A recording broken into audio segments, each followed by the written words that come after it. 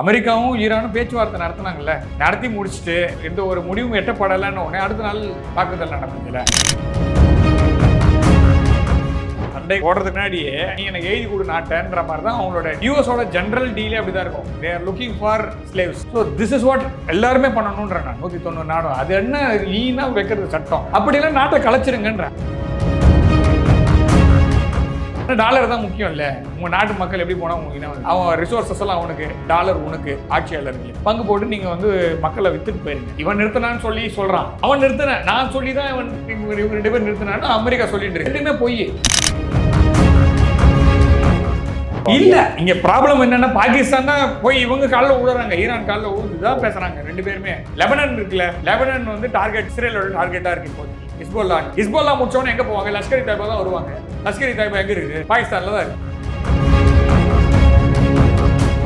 இப்ப 8 போர் அவரே ஆரம்பிச்சு 8 போர் நான் நிறுத்திட்டேன்னு சொல்லிட்டு இருக்கேன். ஸோ இந்த 8 போர் யாரே ஆரம்பிச்சது? நான் தான். நிறுத்தது நான் தான் அப்படின்ற மாதிரி அவரே ஆரம்பிச்சு அவரே நிறுத்தி ஏதோ அவரே நோபல் பிரைஸ் கொடுத்துனா தான் உண்டு. நீங்க உண்மையில ஆசைப்பட வேண்டியது பாகிஸ்தானை இஸ்ரேல் அடிக்கணும்ன்றது மாத்திரம் தான் உங்களோட எண்ணமா இருக்கு. அதை செய்யவே மாட்டாங்கன்னு நான் சொல்றேன். அதையும் நான் சொல்றேன், பாகிஸ்தானை இஸ்ரேல் அடிக்க மாட்டாங்க. நீங்க செக் பண்ணி பாருங்க, அடிக்கிறேன்னு சொல்லுவாங்க ஆனா அடிக்க மாட்டாங்க.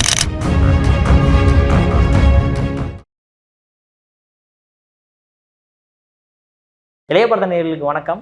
இன்னைக்கு நம்ம நேர்களில் நம்ம சிறப்பு விருந்தினர் ஜியோ பொலிட்டிக்கல் அனலிஸ்டான கணேஷ்குமார் சார் அவர்கள் தான். சார் வணக்கம் சார். வணக்கம் சார். அதாவது நீங்கள் ஏற்கனவே சொல்லிகிட்டே இருப்பீங்க, இந்த அமெரிக்காவை நம்பக்கூடாது, பாகிஸ்தான் நம்பக்கூடாது, போர் எப்போ முடிவுக்கு வரும்னு யாருக்குமே தெரியாது அப்படின்ட்டு. நேற்றுக்கு தான் முடிவு பண்ணாங்க சீஸ்ஃபயர் பண்ணிக்கலாம் அப்படின்ட்டு. இருந்தாலுமே இஸ்ரேல் வந்து லெபனானை அட்டாக் மேலே அட்டாக் பண்ணி நேற்றுக்கு 200 பேருக்கு பக்கமாக சாகிற அளவுக்கு. அப்போ பாகிஸ்தான் சொல்கிறது யாருமே நம்புறது இல்லையா என்ன? இல்லை, நீங்கள் பாகிஸ்தான் விட்ருங்க. முதல்ல இதை கேட்டாங்களா யாராவது?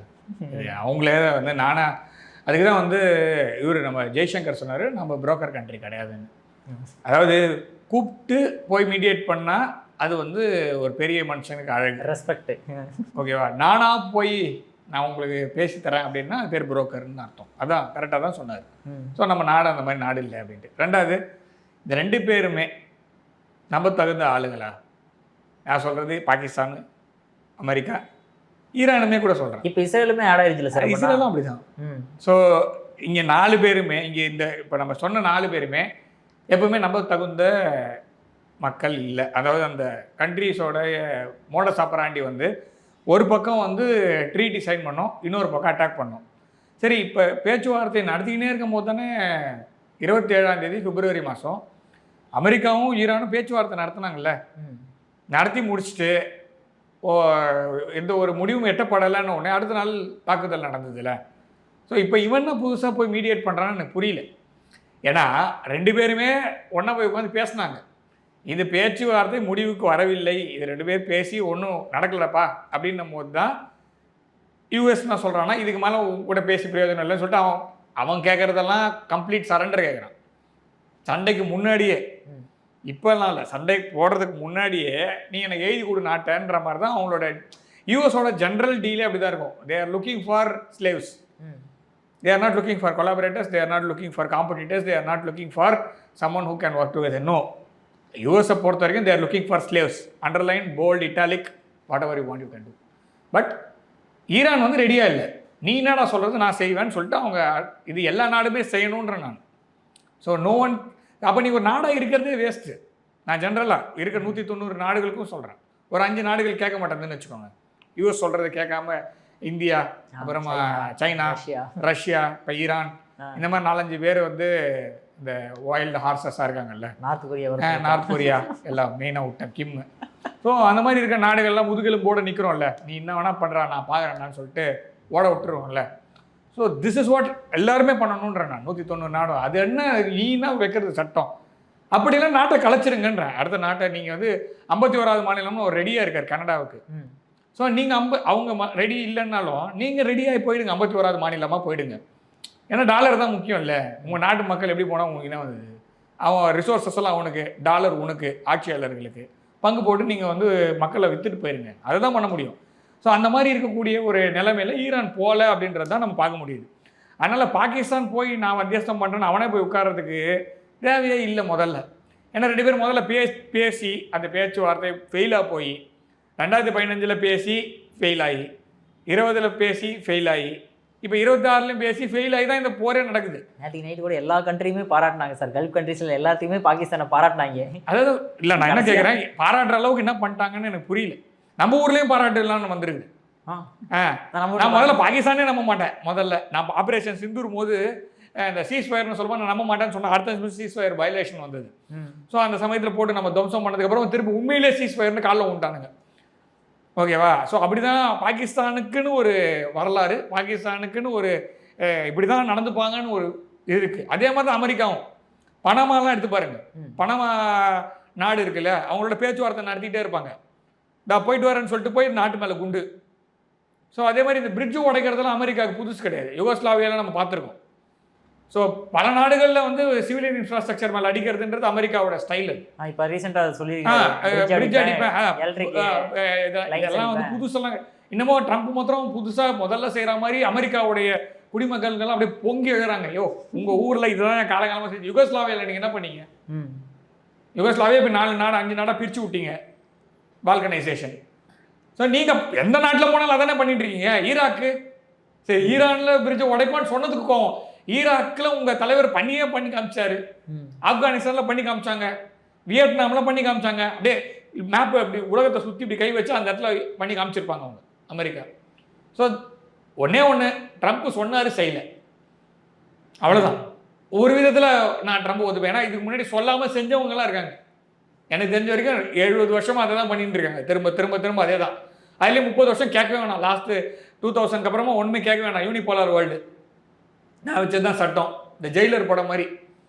அதில் ரஜினிகாந்த் ஹீரோ, இதில் இவங்க என்னன்னு நான் சொல்லலை. நீங்கள் உலக மக்கள் தான் டிசைட் பண்ணும். அமெரிக்கர்கள் கேட்டால் ஹீரோன்னு தான் சொல்லுவாங்க. ஏன்னா பங்கு எடிசிலெல்லாம் ஆயில் எடுத்துன்னு வந்து ஆயில் மூலமாக வர்த்தகம் பண்ணி டாலரில் வருது, அசட் வருதுன்னா அப்போ பங்கு போட்டுக்கலாம், தப்பு இல்லை. ஈரானில் கெட்ட பேர் வருதுல்ல, அதுக்கு நாங்கள் பங்கு போட்டுக்க மாட்டோம். ரத்னக்கர் ஃபீலிங்னு சொல்லுவாங்க. அதாவது அப்படி தான் அது. அதாவது நல்லது வரும்போது நான் எடுத்துப்பேன், பாவம் வரும்போது நான் எடுத்துக்க மாட்டேன். ஸோ இந்த மாதிரி ஒரு இதுதான் அவங்களோட சிவிலைசேஷனாகவே நான் பார்க்குறேன். அதனால் பாகிஸ்தானை பொறுத்தவரைக்கும் நான் ரொம்ப சிம்பிளாக சொல்கிறேன், பாகிஸ்தான் நம்ப முடியாது, அமெரிக்காவை நம்ப முடியாது. அதனால தான் ஆரம்பத்துலேருந்தே ஆப்ரேஷன் சிந்தூர் மோதலேருந்து சொல்லிட்டு இருந்ததுன்னா, இவன் நிறுத்தினான்னு சொல்லி சொல்கிறான், அவன் நிறுத்தின நான் சொல்லி தான் இவங்க 2 பேர் நிறுத்தினான்னு அமெரிக்கா சொல்லிட்டு இருக்கு. ரெண்டுமே பொய். பாகிஸ்தான் வந்து கேட்டாங்க, கெஞ்சினாங்க அப்படின்றது தான் உண்மை. ஸோ இப்போ அதே மாதிரி தான் இப்போ பாகிஸ்தான் திரும்ப இன்னொரு பொய்யை ஆரம்பிச்சிருக்கு. ஆனால் கிளியர் கட்டாக ஒரே ஒரு விஷயத்தில், இந்த விஷயத்தில் பாகிஸ்தானுக்கு நான் சப்போர்ட் பண்ணுறது என்னென்னா, அந்த ஆள் ரொம்ப கிளியராக போட்டிருக்கு. பாகிஸ்தானுடைய இப்போ இருக்கக்கூடிய இவர் பிரைம் மினிஸ்டர்னு சொல்லிட்டு ஒருத்தர் உட்காந்துருக்காருல்ல, ஷபாஷ், அவர் வந்து என்ன போட்டிருக்காருன்னா, லெபனன்ற வார்த்தையை சேர்த்துருக்காரு. அமெரிக்கா வந்து வடிகட்டுன அவங்க, அதாவது பொய், இவன் ஒருத்தன் பொய்யன், அவன் வடிகட்டுன பொய்யன்னு சொல்லிட்டு இருப்போம்ல, இதுதான் வடிகட்டின பொய்யோட எக்ஸாம்பிள். என்னன்னா, லெபனன்னே இல்லைன்னு நேற்று அமெரிக்கா சொல்லுச்சு. ஆனால் இவருடைய ட்வீட்ல கிளியரா இருக்குது லெபனன் அப்படின்றது சேர்ந்து இருக்குது. அதுக்கப்புறம் ஒதுக்குனாங்க கேபிட்டல் லெட்டர் வேற, கேபிட்டல் லெட்டர். இது இங்க விஷயம் அதுதான். நான் சொன்னதான், இவன் பொய்யன், இவன் வடிகட்டின பொய்யன்னு சொன்னது கரெக்டாக ஆச்சா? ஸோ அவனுக்கு நம்பவே முடியாது. ஏன்னா ரஷ்யா கிட்ட சோவியத் யூனியனா இருக்கும் போது ஜெர்மனிக்கு கிழக்கால நேட்டோ 1 இன்ச்சு கூட நவுத்தாது அப்படின்னு கற்பூர அடிச்சு சத்தியம் பண்ணாங்க. பேசும்போது ஜென்டில்மேன் அக்ரிமெண்ட்னு சொல்லுவோம்.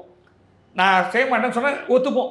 ஓகே, தட் இஸ் ஹவ் என்ன சொல்கிறது, லீடர்ஸ் வேர்ல்டு ஒர்க்ஸ். ஓகேவா? ஸோ அது இல்லவே இல்லைன்னு சொல்லிட்டாங்க, பேப்பரில் இல்லை. அதனால் இப்போ நான் யுக்ரைன் வரைக்கும் எக்ஸ்பேண்ட் பண்ணலாம். So this is how your என்ன சொல்கிறது leadership, this is how your modus operandi goes on. So நீ ஒன்று சொல்லுவேன், இன்னொன்று செய்வேன். நீ சொன்னது எதையுமே நம்ப முடியாது. ஸோ ஜப்பான் வந்து நாங்கள் சார் போர்லேருந்து நாங்கள் நிறுத்திக்கிறோம் அப்படின்னு சொன்ன பிறகு அணுகுண்டு போட்டாங்க. ஆமாம் சார், ஹிரோஷிமா. அப்போ எதுக்காக இந்த மாதிரி பேப்பரில் எழுதி வாங்குறீங்க? எதுக்கு நீங்கள் உட்காந்து பேச்சுவார்த்தை? அமெரிக்கா பேச்சுவார்த்தை எப்போ நடத்தும்னா, அவங்க அடி வாங்கினா பேச்சுவார்த்தை நடத்தும், அவங்க கண்ட்ரோலில் இல்லைன்னா பேச்சுவார்த்தை நடத்தும், கண்ட்ரோல் வர வைக்கிறதுக்கு டைம் வாங்குறதுக்காக பேச்சுவார்த்தை நடத்தும். மற்றபடி அவங்க கிட்ட பேச அமெரிக்கா டிக்டேட் தான் செய்யும். பேச்சுவார்த்தை வரானாலே அவன் ஏதோ பண்ண போகிறான், பிளான் பண்ணிட்டான்னு அர்த்தம், அவ்வளோதான் சார். பட் இருந்தாலுமே ஈரான் ஆரம்பத்துலேருந்தே சொல்லிட்டு இருந்தாங்க, ஸ்ட்ரைட் ஆஃப் ஹார்மோஸ் வந்து நாங்கள் பண்ணுவோம், அவங்க கிட்ட தாங்க இருக்குது. ஓகே சார், பட் இருந்தாலுமே நாங்கள் வந்து பேச்சுவார்த்தைக்கே வரமாட்டேன்னு சொல்லிட்டு இப்போ சீஸ்ஃபயரிங் போது அக்செப்ட் பண்ணிக்கிறது காரணம் என்ன சார்? அப்போ அவங்களுமே அடி வாங்கியிருந்தானே அர்த்தம். இல்லை, இங்கே ப்ராப்ளம் என்னன்னா, பாகிஸ்தான் தான் போய் இவங்க காலில் விழுறாங்க, ஈரான் காலில் விழுந்து தான் பேசுகிறாங்க 2 பேருமே. அவங்க பாகிஸ்தான் இப்போ பாகிஸ்தான் இருப்பை காமிச்சிக்கணும்ல, அடுத்தது இந்த பக்கம் திரும்பல கேமராவை, பெஞ்சமின் கேமரா இந்த பக்கம் திரும்பிட்டாருன்னா இப்போ ஈரான் முடிக்கிறாங்க, வேறு வழியே கிடையாது, முடிச்சுட்டு போகிறாங்க. அது போகிற அடுத்தது எங்கே போவோம்? ஒன்று துருக்கி போவோம், இல்லை பாகிஸ்தான் போவோம். லெபனான் இருக்குல்ல, லெபனான் வந்து டார்கெட் இஸ்ரேலோட டார்கெட்டாக இருக்குது இப்போதைக்கு. ஹிஸ்போல்லா முடிச்சோன்னே எங்கே போவாங்க? லஷ்கர் இ தாய்பா தான் வருவாங்க. லஷ்கர் இ தாய்பா எங்கே இருக்குது? பாகிஸ்தானில் தான் இருக்குது. அப்போ அவங்க அடி வாங்க மாட்டானா? இஸ்ரேல் அமெரிக்கா சொல்கிறதே கேட்க மாட்டாங்க. இஸ்ரேல் பாகிஸ்தானை கண்டிப்பாக டார்கெட் பண்ணுவாங்க. இல்லைன்னா அமெரிக்காவே டார்கெட் பண்ணணும்னு நான் சொல்கிறேன். ஏன்னா ஈரான் மேலே இவ்வளோ பெரிய ஒரு குற்றச்சாட்டை வச்ச, ஈரான் வந்து பயங்கரவாதம் அப்படி இப்படிலாம் பேசிட்டேன், அணு ஆயுதம் வச்சுக்கூடாது, பாகிஸ்தான் அணு ஆயுத நாடு, பாகிஸ்தான் அணு ஆயுதத்தை வைத்துக்கொண்டு தீவிரவாதிகளுக்கு ஆதரவு அளிக்கின்ற நாடு. உன் ஊரில் அடித்த ட்வின் டவரை அது உலகம் முழுக்க தேடி 5 நாட்டை சின்ன பின்னமாக்கிய உங்கள் இராணுவம் தேடி கண்டுபிடிக்க முடியாத ஒரு நபரை 5 ஸ்டார் வாழ்க்கை 3 வேளை பிரியாணி போட்டு வளர்த்தது பாகிஸ்தான். அதுக்கு நீ என்ன பண்ண அப்படின்னா, இந்த மாதிரி ஒரு முக்கியமான ஒரு பொறுப்புன்னு சொல்லி கொடுத்து வச்சிருக்கேன். ஸோ அப்போ உன்னுடைய லேப்டாக் பாகிஸ்தான், அவ்வளோதான். ஸோ உனக்கு வேணுன்றப்ப ஆக்டிவேட் பண்ணி விடுவேன். ஏய் நீ ஆடுன்னா ஆட போகிறான், அவ்வளோதான். மற்றபடி அவன் இறையாண்மை கொண்ட நாடானே தெரியல பாகிஸ்தானு.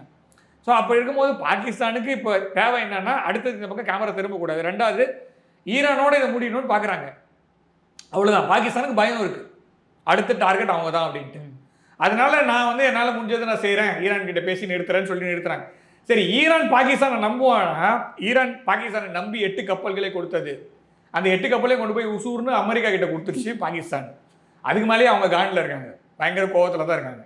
ஸோ இப்போ இருக்கும்போது இவங்க திரும்ப இந்த தப்பு தான் பண்ணுறாங்க திரும்ப. ஸோ ஈரானுக்கு இப்போது சீஸ்ஃபயர் வேணுமானா 2 பேருக்குமே தேவை, நான் இல்லைன்னு சொல்ல. ஆனால் ஈரான் வந்து மார்ச் மாதம் 3ஆம் தேதியிலேருந்து இவ்வளோ நாள் காலம் தள்ளினாங்கல்ல, இதே பெரிய விண்டு தான் அவங்களுக்கு. ஏன்னா நீ சொன்ன மாதிரி அவன் 3rd வேர்ல்ட் கண்ட்ரி, ஸ்டோன் ஏஜில் இருக்கிறான், அவன் உன்னோட எல்லாத்தையும் தவசம் பண்ணிட்டான். ஸோ அப்போ யார் ஜெயிச்சது? நீ வந்து நான் ஜெயிச்சிட்டேன் மார்க் 30 சொல்லிடுற ஆப்ரேஷன் சிந்தூர் மாதிரி தான். அதாவது ட்ரம்ப் அவர்கள் போன டேர்மில் வந்து ஒரு போர் கூட பண்ணல, ரொம்ப பெருமையாக பேசணும், கண்டுபட்டதோ இல்லையோ தெரியல. இப்போ 8 போர் அவரே ஆரம்பிச்சு 8 போர் நான் நிறுத்திட்டேன்னு சொல்லிட்டு இருக்காரு. ஸோ இந்த 8 போர் யாரே ஆரம்பிச்சது? நான் தான், நிறுத்தந்து நான் தான் அப்படின்ற மாதிரி அவரே ஆரம்பித்து அவரே நிறுத்தி ஏதோ அவரே நோபல் பிரைஸ் கொடுத்துனா தான் உண்டு. சில பேர்லாம் அவங்களே படம் எடுத்து அவங்களே அவார்டு கொடுத்துப்பாங்க, அந்த மாதிரி தான் அது. ஸோ நீங்களே படத்தை ஓட்டிக்க வேண்டியது தான். ஸோ அமெரிக்கா வந்து நம்பக்கூடிய நிலைமையில இல்லைங்க. அதே மாதிரி ஈரான் வந்து இப்போ இருக்கக்கூடிய நிலைமையில் ஈரானுக்கு வந்து சப்ளை வரும். அந்த சப்ளையை அவங்க வந்து மேபி ரெப்ளனிஷ் பண்ணிக்கிறதுக்காக அவங்க இந்த 2 நாள் 3 நாள் இல்லை 2 வாரம் அவங்களுக்கு இருந்தால் போதும், அவங்க அதை வாங்கி வச்சுப்பாங்க. ஸோ இது வந்து யார் இப்போ இந்த போர் நிறுத்தம் வந்துருச்சுன்னு வச்சுக்கோங்களேன், அமெரிக்கா இந்த இடத்த விட்டு போயிட்டாங்க, இப்போ யாருக்கு பாதிப்பு ஜாஸ்தியாக இருக்கும்? ஸோ அதை தான் நம்ம இப்போ பார்க்கணும். ஸோ பாகிஸ்தான் வந்து நான் தான் பேசினேன், என்ன எதுவும் பண்ணாத பண்ணி விட்டு போய் காலில் விழுந்துருவாங்க. அவங்க எப்பவுமே காலில் விழுதுன்றது இந்தியாவாக இருந்தாலும் ஆப்கானிஸ்தான் இருந்தாலும் ஈரானாக இருந்தாலும் அமெரிக்கா வந்தாலும் காலில் ஊந்துருவாங்க. ஸோ அதனால் அது முடிஞ்சு போச்சுன்னு வச்சுங்க. இப்போ இந்த பக்கம் வளைகுடா நாடுகள் பக்கத்தில் தான் உங்களுக்கு ப்ராப்ளம் வரும். பஹ்ரைனு, கட்டாரு, சவுதி அரேபியா, ஒமான், இங்கே தான் வரும். ஸோ இதை இவங்க முடிச்சு வச்சுட்டு தான் போனாங்க, முடிச்சு வைக்காமல் இவங்க கிளம்ப முடியாது. அதே மாதிரி ஈரான் வந்து யுரேனியம் என்ரிச்மெண்ட் வந்து என்னுடைய ரைட் அப்படிங்கிறான். அது ரைட்டு தான் அவங்களுக்கு, அவங்களுடைய உரிமை. நீங்கள் வந்து அவங்கள தடுத்து நிறுத்த முடியாது. உங்களுக்கு வந்து என்ன வேணால் பண்ணிக்கலாம். நீங்கள் தான் உலகத்திலேயே அணுகுண்டு போட்ட ஒரே நாடு. அதுலேயும் சிட்டி மேலே போட்டிங்க, சிவிலியன் பாப்புலேஷன் மேலே போட்டிங்க, இராணுவத்து மேலே கூட போடல. டீ குடிச்சிருந்தோம், அப்படியே வேப்பரைஸ் செத்து போனோம் 70,000 பேர் ஒவ்வொரு இடத்துலையும். 8 நிமிஷத்தில் நீங்கள் வந்து லட்சக்கணக்கான பேரை சாவடிச்சிட்டீங்க. ஸோ நீங்கள் வந்து அடுத்தவனை வச்சுக்கூடாதுன்னு பேசுறதுக்கு உங்களுக்கு எந்த ஒரு யோகியதையுமே கிடையாது. ஸோ அதனால் அவன் இவ்வளோ பண்ணாலுமே இவ்வளோ நாள் அவன் வந்து மெயின்டைன் பண்ணிட்டு தான் இருக்கான், சிவிலியன் இன்ஃப்ராஸ்ட்ரக்சர் மேலே அடிக்கலை. ஆனால் யூஎஸும் இஸ்ரேலும் சேர்ந்து தான் நேற்றுக்கு சிவிலியன் பாப்புலேஷன் அடித்து 300 பேர் செத்து போயிட்டாங்க. முதல் நாள் யூஎஸ் ராக்கெட் அடித்து 175 குழந்தைங்க செத்து போச்சு ஸ்கூலில். அதெல்லாம் எந்த கணக்கில் நீங்கள் சேர்ப்பீங்க? நீங்கள் தான் பண்ணிட்டு இருக்கீங்க. வார் கிரைம் அப்படிங்கிறது உலகத்தில் யார் நிறைய பண்ணாங்கன்னா நீங்களே எடுத்து பார்த்துக்கோங்க. மீடியா உங்ககிட்ட இருக்குது. டு பி ஃப்ராங்க் வந்து 1930 45 வரைக்கும் ஜெர்மனியில் ஒரு குரூப் ஆஃப் பீப்புள் இருந்தாங்க. அவங்க கிட்ட இருந்த ஐடியாவை அப்படியே அமெரிக்கா காப்பி அடிச்சுன்னு தான் நான் பார்க்குறேன். மீடியாவை கண்ட்ரோல் பண்ணால் மக்களை கண்ட்ரோல் பண்ணலாம், உலகத்தையே மீடியாவை வச்சு ஆளலாம், நாம் சொல்கிறது தான் சட்டம், நம்ம சொல்கிறது தான் செய்தி அப்படின்ற மாதிரி பூசி மெழுகி நம்ம என்ன பண்ணாலும் தப்பு பண்ணாலும் அப்படியே உலகத்தில் வந்து நம்ம உத்தமர்கள் மாதிரி காமிக்கலான்றது தான் அந்த 1930 45 வரைக்கும் ஒரு குரூப் ஆஃப் பீப்புள் ஜெர்மனியில் பண்ணது. அது அமெரிக்கா வந்து ஆளும் வர்க்கம் ஃபுல்லாகவே பண்ணிட்டு இருக்கு. அது 45 அவங்க தொடர்ந்து அந்த ரிலே ரேஸ் ஓடுவாங்கள்ல, அந்த மாதிரி உங்ககிட்ட இருந்து கொடுத்துரு நான் எடுத்துன்னு போகிறேன்னு சொல்லிட்டு அதை தான் பண்ணிட்டு இருக்காங்க இன்னி வரைக்கும். அது வியட்நாம் ஆகட்டும், சிரியா ஆகட்டும், இல்லைன்னா ஈராக் ஆகட்டும், இல்லைன்னா இப்போ லிபியா ஆகட்டும், இப்போ ஈரான் ஆகட்டும், அப்படியே போயிட்டே தான் இருக்குது. But who is going to build the கேட்ன்ற கேள்வி தான் வரும். ஸோ இது வந்து ஒரு டைம் நிற்கணும். இது வந்து போயிட்டே இருக்க முடியாது. அதே மாதிரி இங்கே இருக்கிறவங்களுக்கும் ஜென்ரலாக நம்ம திரும்ப சொல்ல வேண்டியது ஒன்று என்னன்னா, பாகிஸ்தான் உங்களுடைய எதிரி, இதில் மாற்று கருத்தே கிடையாது. பாகிஸ்தான் ஆக்குபைட் காஷ்மீர் என்னுடைய டெரிட்டரி, அதை திரும்ப வாங்குறது, அது பிரச்சனை இல்லாமல் வாங்குறது, அந்த ஊரில் இருக்கக்கூடிய இன்டாக்டினேட் பண்ணவனெல்லாம் வெளியில் அனுப்பிச்சிட்டு இடத்த மாத்திரம் வாங்குறது, காஷ்மீரிஸை மாத்திரம் வச்சு வாங்குறது, அதுதான் நம்மளோட எய்ம். ஸோ இதில் வேறு எந்த ஒரு இதுவும் கிடையாது. ஸோ இதை நம்ம அச்சீவ் பண்ணோம். டசன்ட் மீன் லைக் நம்மளுக்கு வந்து ஈரானோ இல்லை ஆப்கானிஸ்தானோ இப்போதைக்கு நம்மளுக்கு வந்து பெரிய த்ரெட் இல்லை. ஆனால் அவன் நம்மளுடைய ஒரு ஸ்ட்ராட்டஜிக் பார்ட்னர் சில விஷயத்தில். ஸோ அவன் நம்மளுக்கு தேவை. அதனால நம்ம அந்த பக்கம் தான் நின்று. அதே மாதிரி இந்த பக்கம் வளைகுடா பக்கத்தில் 1 கோடி பேர் இருக்கான். ஆமாம் சார். ஸோ இந்த போர் மூலமாக மொத்தமும் கொத்துக்கறி மாதிரி போட்டு போயிருக்காங்க இப்போ அமெரிக்கா. ஸோ செக்கெல்லாம் நம்மளுக்கு தான். இதை முதல்ல நல்லா யோசிச்சுக்கோங்க. ஏன்னா 2 பக்கமும் நம்மளுக்கு ப்ராப்ளம். ஒரு பக்கம் ரூட்டு, இன்னொரு பக்கம் போர்ட்டு, இன்னொரு பக்கம் மக்கள். ஸோ இதுதான் ஈக்குவேஷன். ஸோ இந்த பக்கம் அடி வாங்கினாலும் நம்மளுக்கு இழப்பு, இந்த பக்கம் அடி வாங்கினா நம்மளுக்கு இழப்பு. இதில் பாகிஸ்தான் குளிர்காயம். ஏன்னா பாகிஸ்தான் அமெரிக்காவுடைய அறிவிக்கப்படாத ஒரு மாநிலம். ஷாபாஸ் ஷெரீப் உண்மையிலே ஒரு கவர்னர் தான். ஓகேவா? அவங்களோட ஆர்டரே அப்படி தான். இறைவன், அப்புறமா அமெரிக்கா, அப்புறமா வந்து ஆர்மி, அப்படின்னா ஆர்மிக்கு முன்னாடி ISI, அப்புறமா ஆர்மி, அப்புறமா பிரசிடென்ட்டு, பிரைம் மினிஸ்டர், பார்லிமெண்ட், இப்படி தான் போகுது அந்த ஆர்டர் பாகிஸ்தானுக்கு. சில சமயத்தில் எல்லாத்துக்கும் மேலே அமெரிக்கா வந்துடும். ஸோ அதான் ஆர்டர். ஸோ அப்படிப்பட்ட நாடுகிட்ட வந்து நீங்கள் அவங்க ஜெயிச்சிட்டாங்கன்னு நினைக்காதீங்க முதல்ல. இது நான் வந்து நரேட்டிவோ, நீங்கள் பாகிஸ்தான் ஏதாவது மீடியேட் பண்ணியிருக்காங்க எனக்கு தெரியல. அதாவது ஏதாவது ஒரு இடத்துல சொல்யூஷன் வந்திருக்குன்னா, எனக்கு தெரிஞ்சு பாகிஸ்தான் வந்து ஒரே இடத்துல சொல்யூஷன் கொடுத்தது பங்களாதேஷில் தான். ஏன்னா கையெழுத்து நாம் வாங்கினோம். சரி நீ கையெழுத்து போட்டு ஏஞ்சி போயிருன்னு சொல்லிட்டு அந்த இடத்த தவிர பாகிஸ்தானால் எந்த ஒரு பெரிய மீடியேஷனும் பண்ண முடியல. ஓகேவா? ஜோர்டானில் பிரச்சனை நடக்குது, வாயான்னு கூப்பிட்டதுக்கு 1 வாரத்தில் கிட்டத்தட்ட ஒரு 60,000-70,000 பாலஸ்தீனியர்களை கொன்று குவித்தது பாகிஸ்தான். இதுதான் பாகிஸ்தானோட அச்சீவ்மெண்ட். இப்படி தான் அவன் பாகிஸ்தான் பிஹேவ் பண்ணுவாங்க.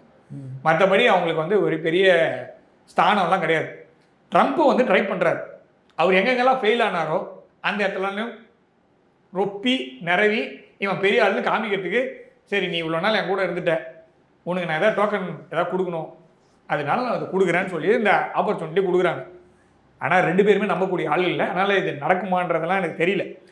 அதான் நான் நேற்று சொல்லும் போதே லெபனனில் நம்ம பேசிகிட்டு இருக்கும் போதே நடந்தது. லெபனனில் அந்த 300 பேர். அதான் சார் இப்போ கேள்வி எழுது. அதாவது இஸ்ரேலுமே வந்து நாங்கள் ஈரானுக்கும் அமெரிக்காவுக்குள்ள சீஸ்ஃபயர் நாங்கள் அக்செப்ட் பண்ணிக்கிறோம் அப்படின்னு சொல்லிட்டு அப்படி சொல்லும்போது அப்போ அது லெபனானுமே இன்க்ளூடட் தான். அப்படி அந்த சீஸ்ஃபயர் முன்னாடி வரைக்குமே லெபனான் அந்த அளவுக்கு அடிக்க கிடையாது சார் இஸ்ரேல்.